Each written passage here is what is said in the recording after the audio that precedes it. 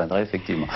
Marie-Jo Maté, vous êtes donc agricultrice au Larzac. Alors le Larzac, on en a beaucoup entendu parler au cours des dernières années. C'est un plateau dans le sud de la France, un COS.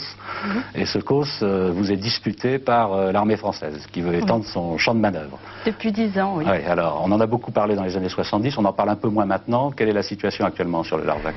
Eh bien la situation actuelle, c'est qu'on est tous expropriés, l'armée est propriétaire, mais nous sommes tous agriculteurs encore, nous restons, nous ne céderons aucun hectare à l'armée. Quand vous dites tous, c'est combien de personnes actuellement? 103 personnes. Toujours 103? Toujours 103, on est agriculteurs, il y en a qui sont partis, mais il y en a d'autres qui sont revenus.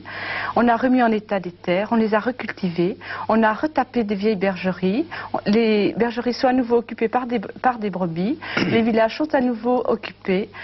On a aussi construit une bergerie, personnellement, nous avons construit une bergerie et nous ne sommes pas prêts à la laisser à l'armée pour faire des hangars à engins militaires. Alors si je comprends bien, on est dans une situation juridique assez curieuse. Sur le papier, il n'y a plus de paysans du Larzac, ils ont été rayés, ils sont expropriés. Oui. Et en fait, vous êtes toujours là et vous continuez à vous frotter aux militaires tous les jours. Alors comment ça se passe sur le terrain? Eh bien, sur le terrain, dernièrement, il y a les militaires, ils se sont approchés un peu trop près de Montredon, qui est un village qui leur appartient, c'est vrai, où ils sont propriétaires de toutes les terres.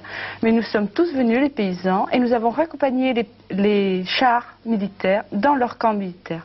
C'est-à-dire qu'il y avait 10 chars, ils sont repartis et ils sont retournés dans leur camp militaire. Et le jeep du colonel aussi, qui d'ailleurs est rentré dans une voiture de paysans et s'est sauvé. Alors on a demandé aux gendarmes qui étaient là de faire un constat de délit de fuite. Je ne sais pas si ça marchera. Bernard Lambert, vous n'avez pas de problème, vous, avec l'armée dans l'Ouest?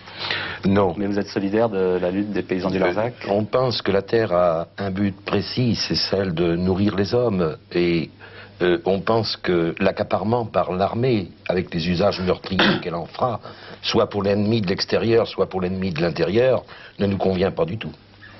Vous avez l'impression que, Marie-Jo, que l'armée dépense beaucoup au Larzac? Oui, tous les jours on les voit.